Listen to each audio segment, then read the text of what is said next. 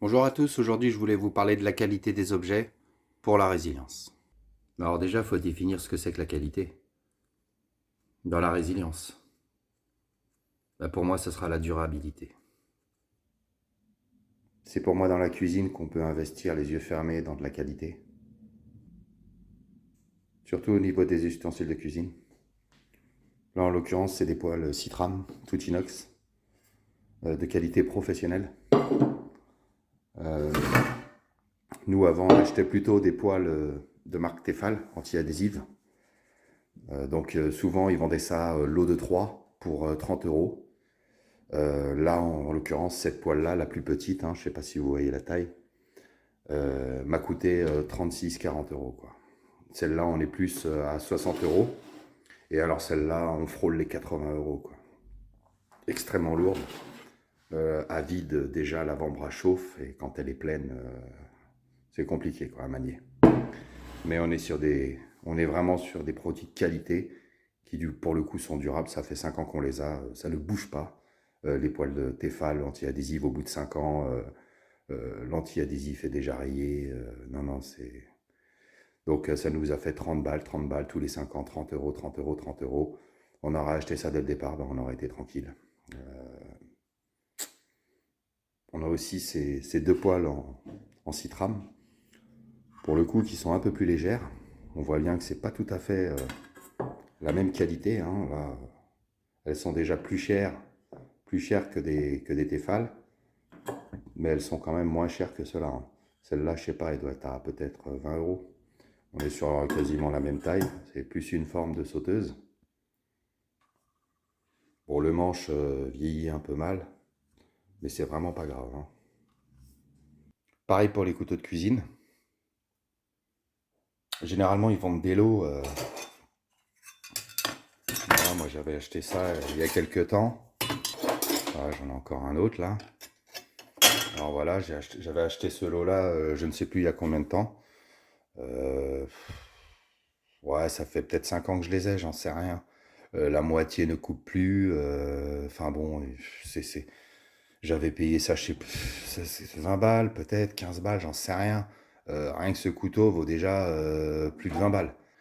Il sera peut-être émoussé à un moment, il faudra qu'il le change, mais il va le garder. Enfin, il se raffute très bien et tout.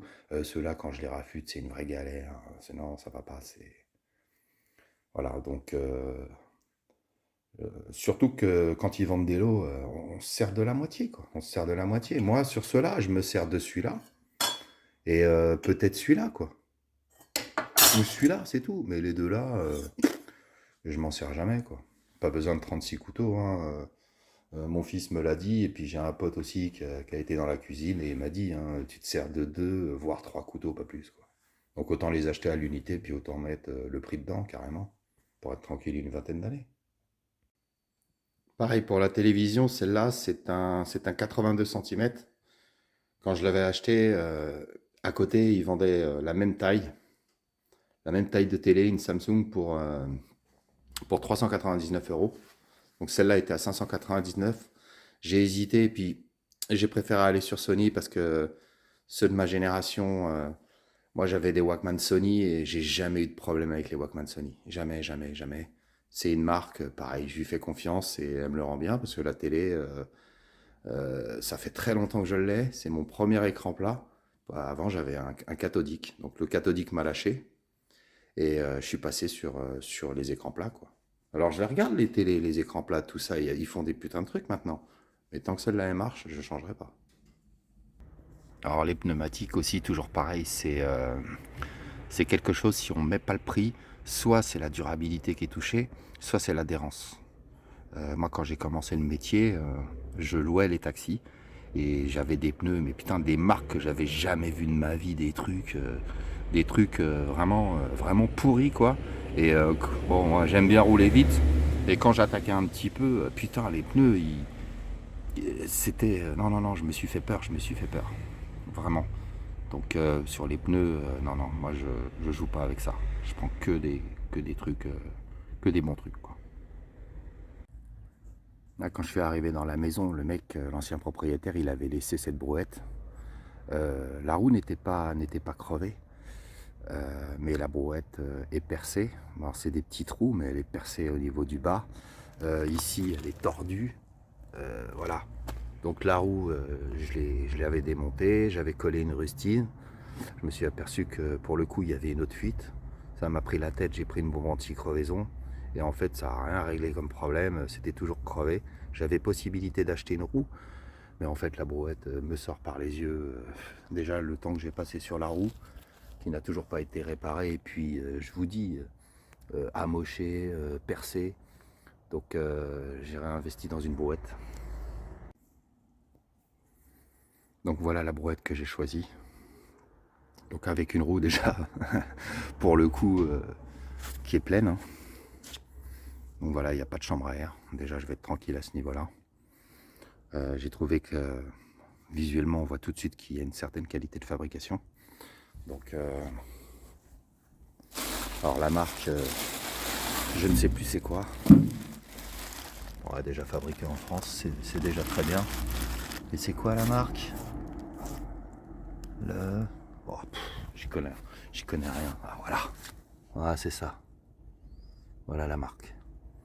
En tout cas, moi je l'aime bien. Voilà. Je pense que là, pour le coup, c'est un achat intelligent. En électroménager, mon dernier achat, c'est ce congélateur. Donc je voulais quelque chose, surtout à tiroir, et quelque chose d'économique, consommation basse. Et il y avait deux modèles qui sortaient du lot, forcément les deux plus chers. J'ai pris le modèle le moins cher parce que la marque, donc lui en l'occurrence c'est un Bosch. Bon, j'ai l'impression qu'ils arrivent un peu sur le marché parce que moi avant ça, Bosch dans l'électroménager, mais bon, comme je leur fais confiance au niveau de l'outillage, euh, je leur fais confiance aussi au niveau des pièces automobiles. Donc j'ai tenté cet achat-là. On verra pour le coup. Alors je vais pas déballer toute ma caisse à outils, mais pareil, l'outillage c'est quelque chose où j'aime bien investir en fonction de l'utilisation que je vais en avoir. Donc en l'occurrence, tout ce qui est multiprise, bon, tant que c'est en métal, ça tient, hein. Les multiprises, j'en ai plein. Pareil, les tournevis, j'en ai plein. En fait, j'ai plusieurs caisses. Celle-là, c'est plus une caisse, on va dire, menuiserie. Hein, si je travaille le bois, c'est cette caisse-là que je vais prendre en priorité. Mais même sur l'électroportatif, là, c'est ma première perceuse que j'ai eue. Oh putain, je vais pas pouvoir l'ouvrir à une main. Ça sera coupé au montage. Voilà. Ça, c'est la première perceuse que j'ai eue. Je crois qu'on me l'a offert à mes 18 ans. Bon, le Forest, ça a été après. C'est un vieux modèle, hein. Mais voilà, encore une marque AEG. À l'époque, c'était plutôt pas mal. Elle est encore là, elle fonctionne encore. Voilà, pareil pour l'électroportatif. Avoir des outils sérieux, c'est quand même beaucoup mieux. Je voulais vous montrer le contre-exemple. Le contre-exemple, pardon, c'est ces outils-là. Au niveau des clés et tout ça. Alors, il y en a que j'ai récupéré qui sont de marque. Mais les clés plates, c'est un lot que j'ai acheté. Pour le coup, je ne l'ai pas payé très cher. Alors, c'est pas ça, c'est pas le bon exemple. Voilà, c'est celle-là. C'est cette marque-là, Chrome Vanadium. Alors, on ne peut pas se tromper. Ah, on peut pas se tromper, c'est vraiment de la daube. Mais voilà, ça, c'est des outils que j'utilise très peu. Donc, en fait, je me suis permis de prendre de la sous-marque, en fait. Et bon, elles sont encore là, puisque j'en ai pas une utilisation fréquente. Et quand je les utilise, c'est pas non plus pour des systèmes, pour du serrage très puissant. Voilà, on n'est pas sur du lourd. Donc voilà, je me suis permis de prendre de la sous-marque pour le coup. Le tuyau d'arrosage, par exemple, j'ai préféré mettre le prix, j'ai pris le plus cher. Et le pistolet, pareil, j'ai pris le plus cher. Il est en métal, il faisait la même version en plastique. Moi, j'ai pas mal de potes, pour ceux qui ont des maisons, et la plupart, ils ont des tuyaux d'arrosage de moins bonne qualité et ils sont scotchés un petit peu partout, quoi. Donc si je me suis pas trompé, normalement celui-là, j'aurais très peu de problèmes avec. Toujours pareil, pour peu qu'il soit bien stocké en hiver, pour peu que je l'entretienne, que je fasse attention. Parce que finalement, tout est comme ça en fait. Faut aussi faire attention aux choses. Le barbecue aussi est un bon exemple. Alors il va passer l'hiver à l'intérieur, il sera pas bâché, donc il va me durer un peu plus longtemps que, on va dire, que ceux qui laissent leur barbecue dehors ou qui mettent simplement une bâche. Mais voilà, vu le prix que j'ai payé, je sais pertinemment qu'il ne durera pas. J'ai déjà commencé à le refixer ici, à le revisser. Les planches étaient clouées, elles se barraient. Voilà, hein. J'ai carrément tout revissé. Donc voilà, hein, il a même pas un an. Il a même pas un an et déjà, j'ai commencé à le revisser. Donc voilà, c'est quelque chose qui va pas durer. C'est clair que quand on regarde les barbecues Weber, ouais, ça fait cher, c'est 200, 300, 500. Il y a les barbecues japonais qui montent à des prix affolants. Mais avec un minimum d'entretien, je pense que c'est des articles qu'on peut garder 10, 15 et peut-être même 20 ans, hein, sans problème, hein. Et donc pour le coup, comme encore pareil, celui-là je l'ai payé 75 euros. 75 euros, c'est de la daube, 75 euros. Le Weber, 200 balles, bah celui-là, si tous les 3-4 ans je le change, bah au final, ça m'aura coûté le prix d'un Weber. Le deuxième contre-exemple que je voulais vous montrer, c'est la machine à laver. Avant celle-là, on avait acheté une machine à laver qui était d'une grande marque qu'on avait payé très cher, avec plein de programmes, machin, enfin, on va dire moderne, etc. Elle nous a lâché une première fois au bout de peut-être 5 ans. Je l'ai démontée, j'ai vu que c'était la courroie qui avait lâché. J'avais été à cette époque à Paris j'étais pas taxi, j'avais été à Paris, il y avait un magasin qui vendait la courroie 8 euros. J'avais été la chercher, j'étais rentré, hop, j'avais changé la courroie, la machine elle a tenu un an et demi. Puis après, elle a relâché une deuxième fois. Et là, pour le coup, la panne, c'était déjà pas que la courroie, je le savais déjà. J'ai pas cherché à comprendre, je l'ai changé, j'ai pris cette marque-là. Pour le coup, c'était la moins chère. Et ça fait, je sais plus, il faudrait que je demande à ma femme, mais je crois que on a déjà passé les 6 ans, aucun problème. Donc elle est déjà amortie pour le prix qu'on l'a payé. Elle est déjà bien amortie, quoi. Voilà, c'est comme les outils de jardin, ça. C'est des outils de jardin que j'ai achetés à l'arrache dans un Super U. Même pas 5 euros pièce. Ils ont pas un an. La pelle, je l'ai défoncée. Au bout, elle est tordue. Là, c'est tordu. Lui, pareil. Je l'ai tordu plusieurs fois. Bon, là, pour le coup, il est redressé, il a l'air bien. Mais... Et puis lui, pareil, il a tordu plusieurs fois. Donc voilà, ça c'est des outils que je vais remplacer et pour le coup je vais tout de suite passer sur de la qualité. J'ai commencé à regarder les prix. Une pelle, on est entre plutôt, allez, 15, 20 euros la pelle. 20 euros chaque article en fait en gros, hein. Donc voilà, je vais racheter. Alors que j'aurais été patient, ben, parce que c'est, en fait c'est ça, là pour le coup ces articles-là je les ai achetés sur un coup de tête. C'est-à-dire que j'avais largement les moyens de mettre 45 balles dans les trois et je les aurai encore. Non, non, j'ai vu les trucs, j'ai fait, oh tiens, je vais les prendre. Voilà, voilà, j'ai perdu 15 balles. Pareil pour les vêtements. Là, en l'occurrence, moi j'achète beaucoup de Lacoste. Pourquoi? Parce que ma femme m'a offert, je crois que j'avais 19 ans, elle m'a offert un survêtement Lacoste. Il était tout bleu. Euh, L'année d'après, à 20 ans, elle m'a offert un autre survêtement Lacoste qui était une série Roland Garros, pour ceux qui connaissent. Je mettais les bas, j'adore être en survêt à la maison, surtout l'hiver. Je mettais les bas beaucoup plus que les hauts, hein. La preuve, là, j'ai les deux vestes et les bas sont déjà au sale. Vous voyez? Euh, je les ai gardés quasiment 20 ans, les survêtes. Et à chaque fois que je mettais l'ensemble, ce qui était assez rare, mais il n'y avait aucune différence de couleur. Alors que le bas passait à la machine beaucoup plus souvent. Là, là c'est un polo Lacoste qu'on m'a offert. Bah, il bouge pas le truc, il bouge pas, ça va faire peut-être 5 ans que je l'ai. Là, ce bas de jogging, je l'ai depuis peut-être 15 ans. Il ne bouge pas. Il ne bouge pas. Alors d'accord, ouais. Lacoste, c'est très cher, très très cher. Un polo, on est à 75 balles.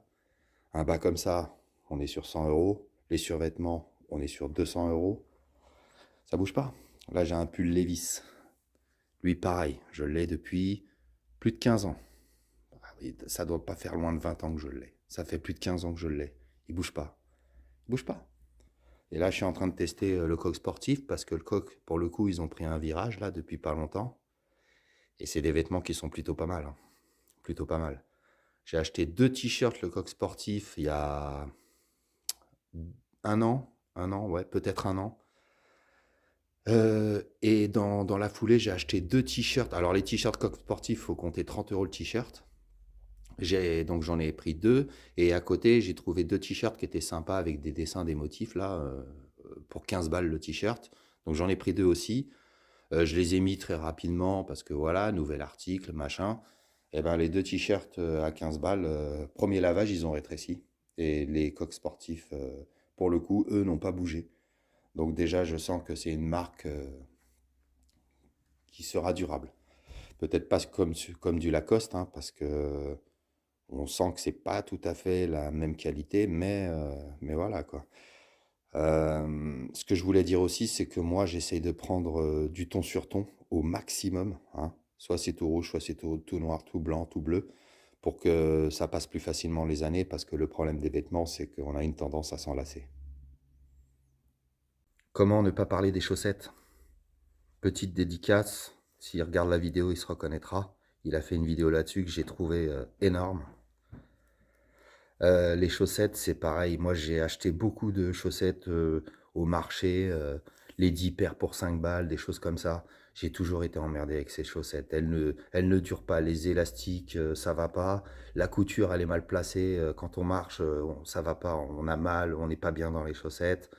Là, pour le coup, rien que cette paire-là, Adidas, là, ça va très bien, quoi. Ça va très bien. Euh, mais je vais quand même essayer le modèle Decathlon, là, les chaussettes pour les mecs qui font du trek et tout ça. Je vais tester ça, voir. Un exemple aussi, c'est les briquets. Là, pour le coup, ceux-là, j'ai déjà perdu le truc, alors ils fonctionnent encore. Ouais, ils fonctionnent encore, hein.